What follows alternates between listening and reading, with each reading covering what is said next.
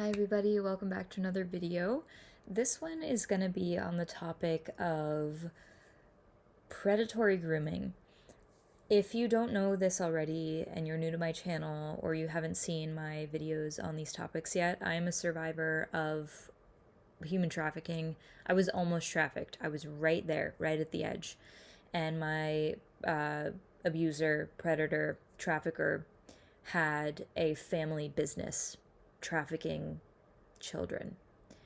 I have more videos on that, and this whole story is so complex, so rich, so full of details that I'm sure there are some that I'm missing out. So please, please, please always feel free to ask for more information. If you want to hear more of my stories, put your questions in the comments and I will do my best to elaborate on those specific things. So because I survived this, and I've also been institutionally abused in what is called a troubled teen institution, which is more rightfully, I would call it prison, because it is a prison, and it is a cult because they brainwash you, they dehumanize you. And so, and also I was raised by a mother with who was narcissistic with sociopathic tendencies, and a lot of her behaviors echoed in my future, life experiences in terms of that predatory quality where I was treated like an object or a sounding board instead of a human being with needs, feelings, values, all that stuff. I have survived and lived through hell, and I'm here to raise my voice. I will never be quiet. I will never be quiet. And I'm here to empower other people. And the impact that I feel when I get to share my stories and educate other people it's my purpose. It's the most fulfilling thing for me. One of the most fulfilling things on earth for me. So please, please, please, keep engaging, keep asking questions. I'm here for you. Tell your stories. I want this to be a safe space where we can share and grow and connect and share resources, share support, and become visible in a safe place with other people who understand what we're going through. So this video I did for someone on Instagram who gave me a beautiful comment. They said, I would like to know your view on what I call emotional fixing that people of organized crime do to trauma bond their victim. I experienced similar, long story, but they seem to look for and address needs that normal society doesn't, which is devastating in that context, but also feels kind of freeing because it breaks down societal/parental conditioning, if you understand what I mean. And actually, when I read that out loud, it adds another layer that I didn't notice the first time, but I completely understand what they mean. So, first, I will talk about my perspectives on, I guess, what people do, what organized criminals do in my personal direct experience to trauma bond their victim. So I've only had, thank God, not more than one. I've had one experience in my life of being a victim of nearly being trafficked. And so I have some things that I can share, some insights about what my abuser did to trauma bond to me so that he could more easily control me and use me to exploit me, because I was likely going to become a sex slave, or God knows what kind of trafficking they would have put me into, but that was what it was shaping up to be, based off of the signs. In my story, I was raised by a narcissistic mom. I did not have a dad. He died in a plane crash. So that's already a severe, devastating trauma. He died in a plane crash. The plane was on fire in the sky. Swiss Air Flight 111, you can Google it, September 1998. He died in that plane. So that's one major trauma. My ancestry, my lineage carries traumas, none of my ancestors that I know of survived the Holocaust. All of my Russian Jewish ancestors were already in the United States or in different countries when like that genocide was going on. But by proxy, and even just being citizens of the world, we collectively, hold this trauma. My blood is a mixture of, it's like a product of racism, war against, it's like I'm a quarter Japanese, and I'm also Eastern European Jewish. My grandmother on my mom's side worked on the Manhattan bomb that killed God knows how many people in Hiroshima. And I didn't actually learn that until recently. So I'm also a 32nd Abenaki Native American. My dad was a 16th. That's one generation back. His dad was a 8th. His parent was a 4th. Their parent was half, and then their parent was full. Yeah, so that's 5 generations back. So I would be 132nd Abenaki Native American. So 5 generations back, my parent, their parent, their parent, their parent, and their parent, they were a chief of the tribe. That's what I know about my ancestry. And we all know about the genocide and the erasure of Native American indigenous culture. In fact, I don't know about right now, but when I was in Maine in 2021, in the fall, I was at the Algonquin Native American Museum. The Abenaki is one of 5 Algonquin tribes, but the Abenaki was the only tribe that was not even... they didn't even have their own exhibit in the museum because they were erased and they were likely still hiding. But I was able, with some sleuthing, to connect with them. I found people who did the genealogy and people who taught the traditions and, would teach the teachings in like very private groups to kind of protect the traditions after them being so, exploited. And these people weren't free to express their culture. Right? So that's one trauma, not being free to be visible in your culture. And I'm naming all these specific things because it gives context to the unique traumas that I carry as a survivor. So all of that's where I came from. And then there was also my great-grandfather. He was an indentured servant. His parents sold him so they could survive. And I don't know if they sold him so that they could survive or so that he could survive. I don't know if they thought he would have a better chance at survival if they sold him to a family where he would at least get fed, more than they were able to feed him. But he was a boy forced to sleep in the cold in the winter in the loft of a barn on hay. He didn't have a warm fire. He didn't eat as much as he needed. He was a slave. He was sold by his parents when he was little. So all that lives in my genetic memory, in my ancestral memory, in my energetic field in some form, and what our ancestors don't grieve and feel before they pass down through their tissues, their DNA, their genetic matter. They pass down the memories and the impressions of what they've lived.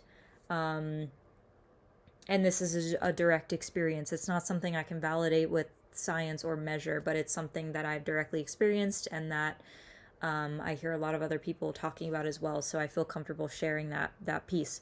So that's my ancestry, background as a trauma survivor.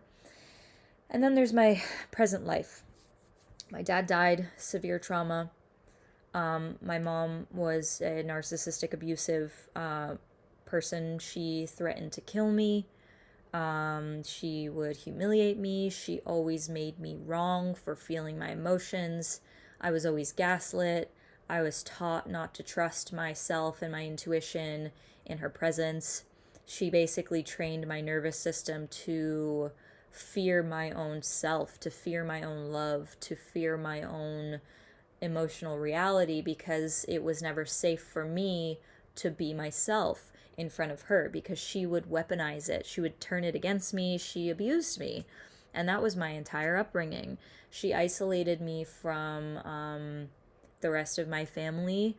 I grew up suffering emotional traumas that nobody ever saw. No one knew how to comfort me. I didn't get physical affection as much as I needed from anybody. I got hugs, here and there from, my grandmother or my aunt, but, we didn't live together, and they didn't see how my mom was treating me. And if they did, I honestly, I don't know if things would have been different. I don't know. And so I basically came from a family where I never once felt a consistent sense of warmth and belonging. I know some people think of family and they feel warm, they feel safe, they feel comfortable, they feel trust, and I have no idea what that's like with my biological family. I don't. I know what it's like to feel bursts of love. I know what it's like to have moments of connection or moments of intimacy with my blood family, but I have never had and will never have the experience with my blood family, the family that I came from, of like in the flesh, of consistent safe love, affection, validation, affirmation, feeling known, feeling like someone knows what my favorite food or my favorite color or my favorite thing to do or something that I've been obsessed with lately is, and then catering to that by buying me a gift related to my interests, or taking me on a date or an activity of something that I've been wanting to do for a while, or just not even necessarily going super out of their way, but writing a letter, writing a message just to make me feel known, seen. I grew up without that. So everything I just described should paint a relatively clear picture for you as to what my foundations, my emotional foundations in life were. They were not secure. The only security that I had was kind of in my own depth and my own like qualities. I carried with me a silent strength, resilience, and people would see me and be like, you are so wise beyond your years, or you're such a good artist, or this or that. And it's like those things carried me through my life when I didn't have a place to collapse and just be a baby and be a child and be a girl and be a human and be held and be loved.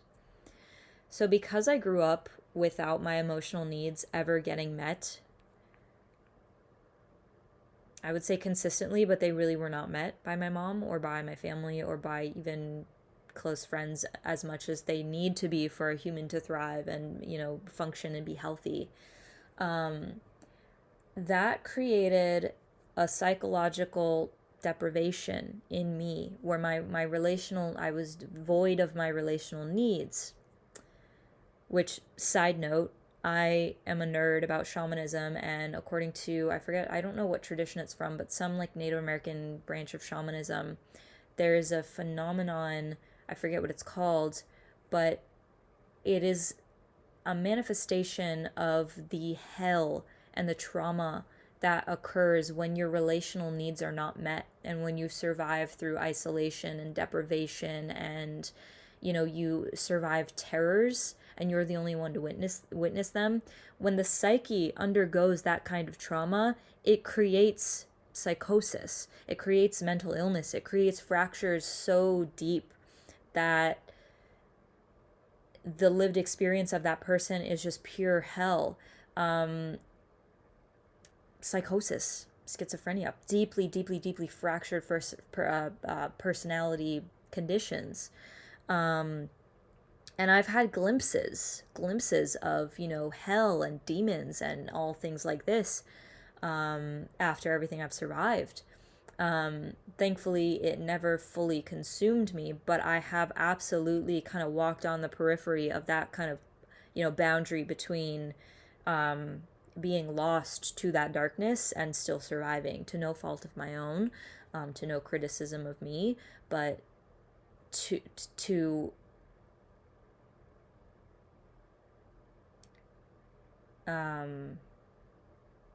make it a point that the reason that that stuff happened was because my relational needs were not met. And that right there is the exact vulnerability that predators feed off of. My predator fed off of that.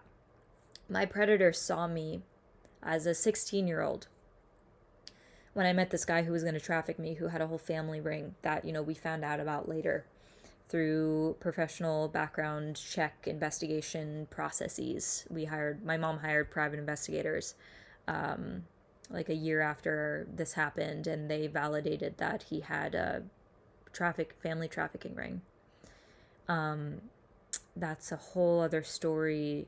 It's like kind of drives me crazy knowing that he's still alive and maybe out in the world. And I did a reverse lookup on some of his information and found that he still owns a bunch of properties and fake LLCs and has done red flag business activity on these, like on Truth Finder. I paid for a subscription, and I dug really deep, and I found a trail of his basically cheap ass properties where he's probably hoarding God knows who and God knows what.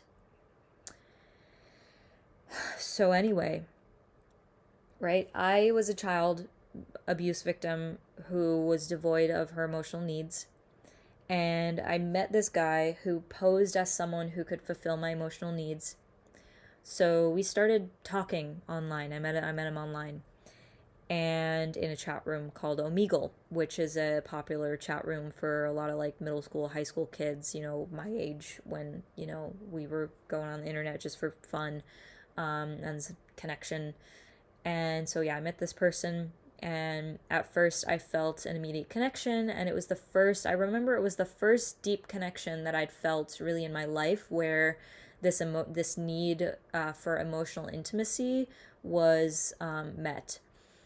And we would talk about deep things and like spirituality and astrology and philosophy and all the things that I was interested in then and still am now to a degree, and in my own way right now.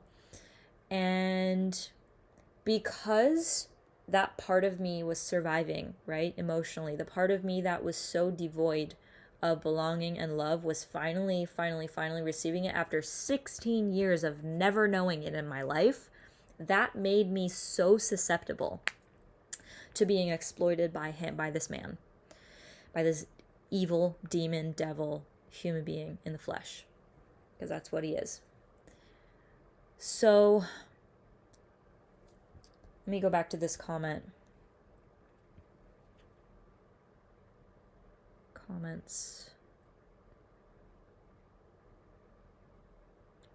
Come on.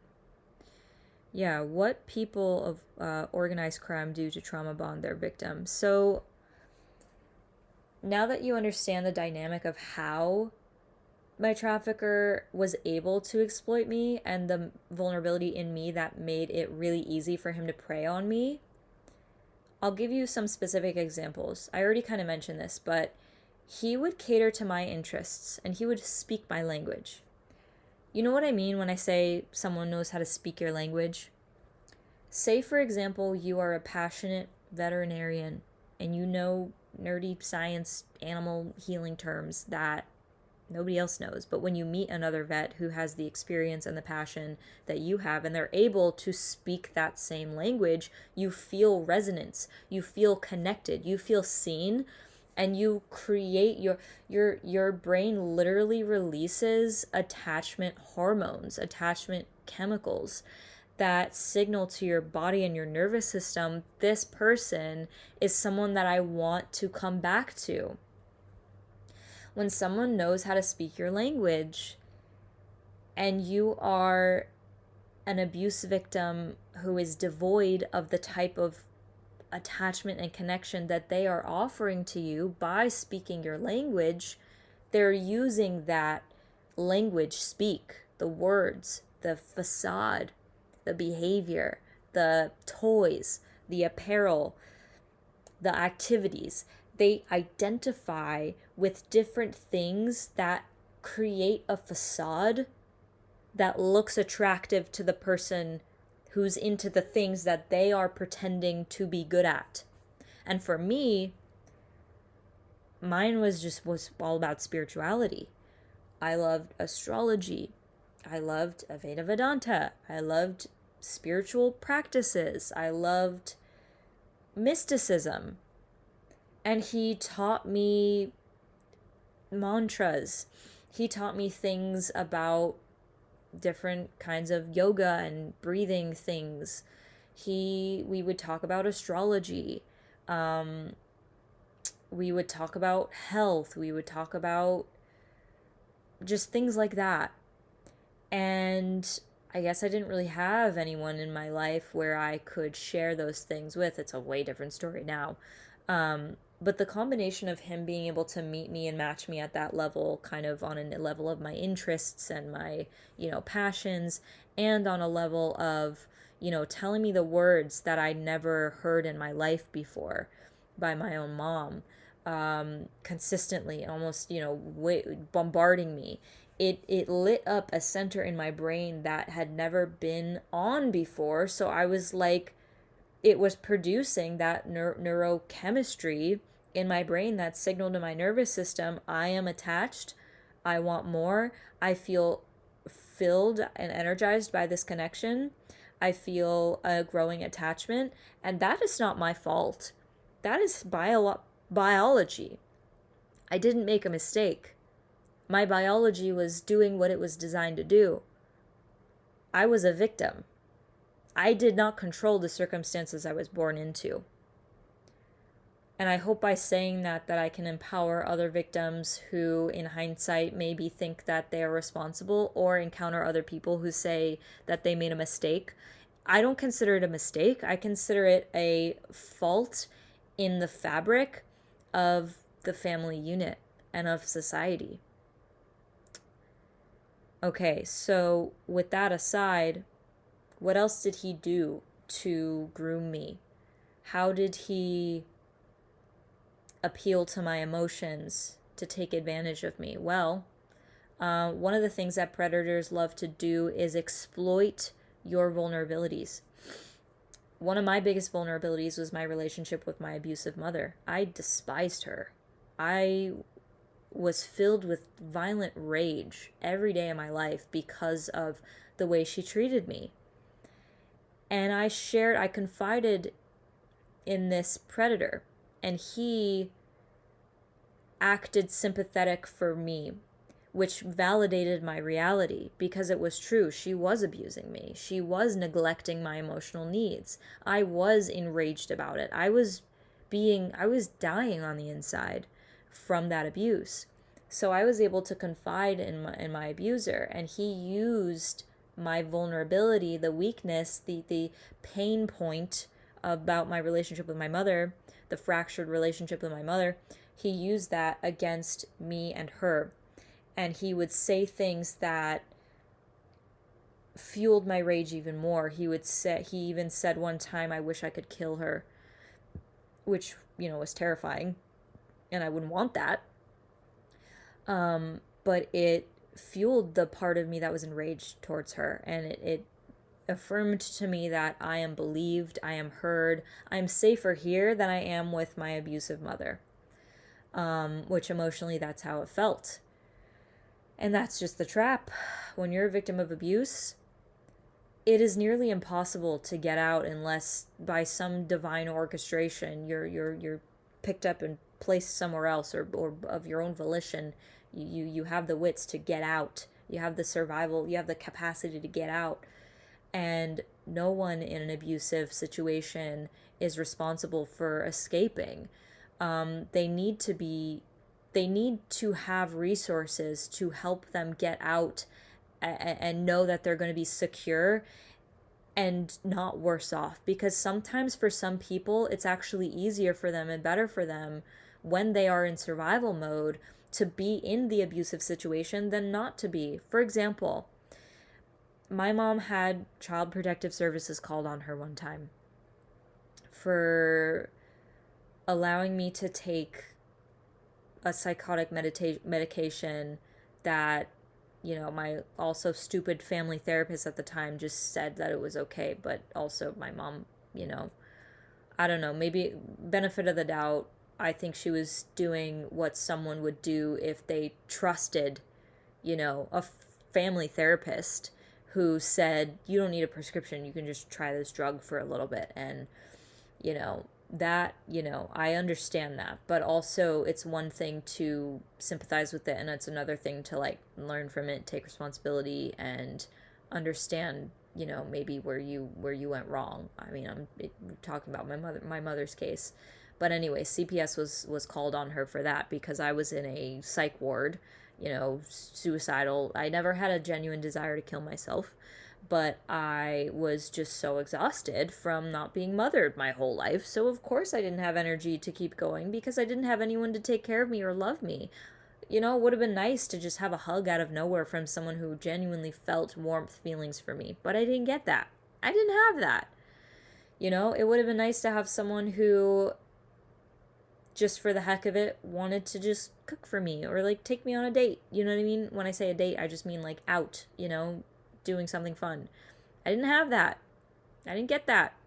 I would have loved someone who would have stopped what they were doing for 5 seconds just to give me a kiss and a hug. And then, sure, go back to your work, but like, don't ignore me, don't leave me there. But I didn't get that. So, what did that lead me to? It led me to deciding I give up. I need someone to take care of me. I need someone to live my life for me. So where did I find that? I found that in a psych ward, which was another traumatic, exploitative, manipulative, predatory institution that I wound up in out of survival, trying to find better, to choose better. But my entire young life was just a culmination of trying to escape abuse because something else was more comfortable or easier or safer or better, but it was abusive in its own way. So it was just a fucking washing machine. So take all that trauma and then compound it onto, this guy who was going to traffic me. I felt like I was receiving emotional safety from him that I wasn't receiving elsewhere. So that's how he was able to exploit me. And so, yeah, all this pain that I carried, he would validate it. He would witness it. He made me feel emotionally safe, in that way. However, he was taking advantage of me. He did rape me. He made me very uncomfortable sometimes. He had this kind of, I don't even know how to explain it, but he was a predator. That's how to explain it. He was a predator. Hi, sweet girl. He was a predator, and if I did not do what he wanted me to do, he would go silent and get this kind of rage energy in his field. There was one time I was driving in a car with him, and I don't know what happened. Something upset him, but he started to speed, and he was silent, and he was just speeding like crazy. He was going like over 100 miles an hour on like a residential street, because he was pissed off by something. And it was like that kind of violent behavior is only done by someone who has no regard for life or safety or anything like that, and it just exemplified and illustrated the lengths to which a psychopath will go when they're upset, because all that matters is their own feelings and their own survival. So they're gonna put other people's lives at risk if they don't cater to what they need and want. Yes, my girl. Hold on, my cat. Come here. So the comment, I'm looking back at the comment, and it said that they, as in, organized crime predators, seem to look for and address needs that normal society doesn't, which is devastating in context, but is liberating because it reveals basically the cracks in the integrity of our society that we live in. And that's so true, because one of the things that my predator catered to was my emotional needs that weren't met in the fabric of my society and my family. And that, trauma story reveals so profoundly much about our human nature, our human needs. And it reveals so many cracks in the integrity of the structure of our world. Because if I was born into a family that abused me and left me for dead, neglected me, then how am I as a child supposed to seek that out or even know that I need it? If what I'm born into is showing me that it doesn't exist, there's not even a concept of it. Like I was saying before, my nervous system has no idea what it feels like to feel safe, trusting, warm, heard, valued, seen, respected, deeply honored by blood family. I will never know what that's like until I have my own children and my own family. But in terms of my upbringing, I don't know what that's like. So that's something that's missing in the fabric of our society, and that's something that my predator exploited. Now, I can't speak for generalized organized crimes of different kinds because I don't know their niches and what they focus on, but the psychological dynamics of this type of predator are going to be pretty universal because they see their victim as something, an object that they want to attain. I was their prize in their eyes. They wanted to use me for sex or services or whatever the hell they would want to use me for. My body, organs, God forbid, I have no idea. But this is real and it's happening in our world right now. Under your nose. And if you live in New York or Texas or Florida, you are in one of the top 3 states, I think, or top 5 states in the US for human trafficking. Next time you go to a Costco or a grocery store or drive on the highway, in a week, you might drive by someone who's hiding someone in their trunk or who's manipulating, a young girl or a boy in the front seat of their car, pretending to be in a relationship, but there's not. There was one time I was in a Walmart parking lot and there was an old ass man with a young, teenage girl sitting in the front seat of her truck.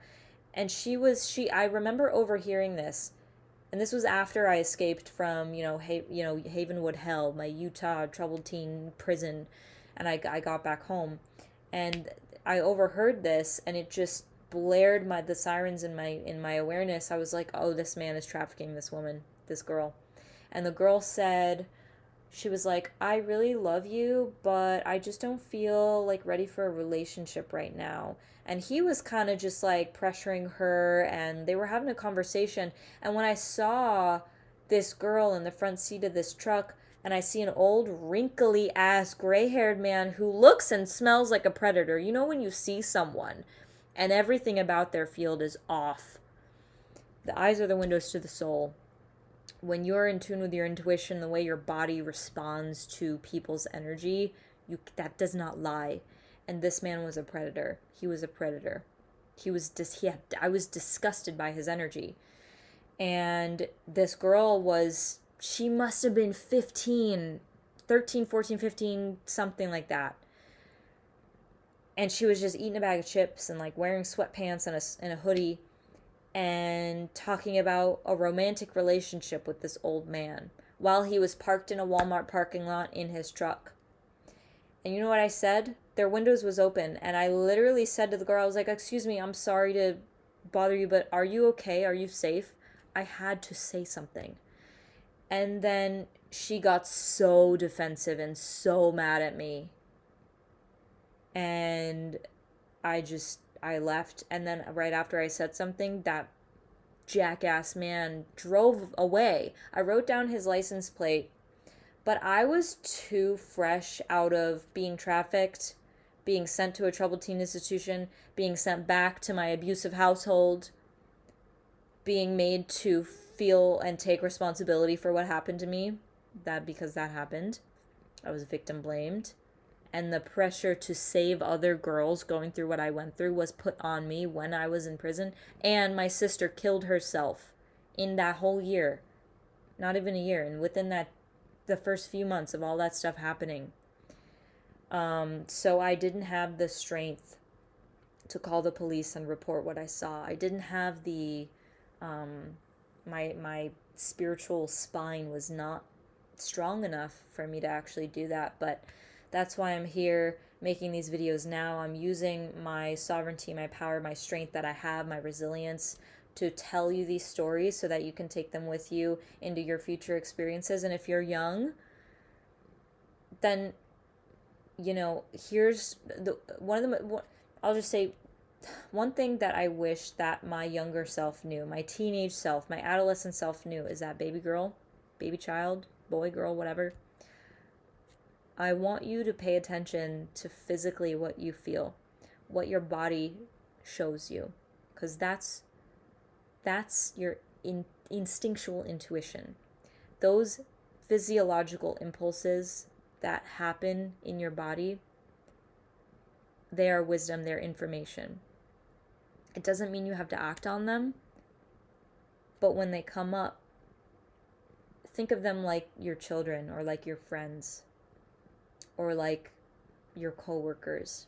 They come up, and that's a chance for you to talk to them, identify them, understand them. Where do they live in your body? What circumstances trigger them in your body? What messages are they trying to tell you? What are those signals trying to tell your body to do?